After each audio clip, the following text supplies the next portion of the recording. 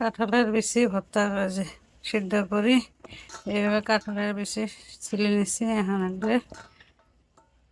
সিদ্ধ করি ভর্তা করুন শিলত বাটি লবণ দিয়ে সিদ্ধ ঢাকনা মারে দিয়ে কাটলের বেশি সিদ্ধ হয়ে গেছে চাপা করা হয়ে গেল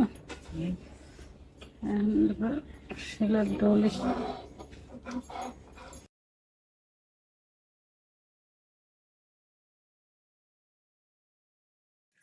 শুকনো মরিচ লবণ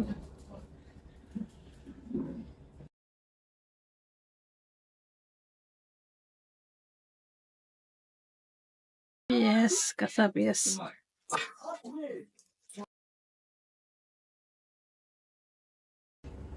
হয়ে গেছে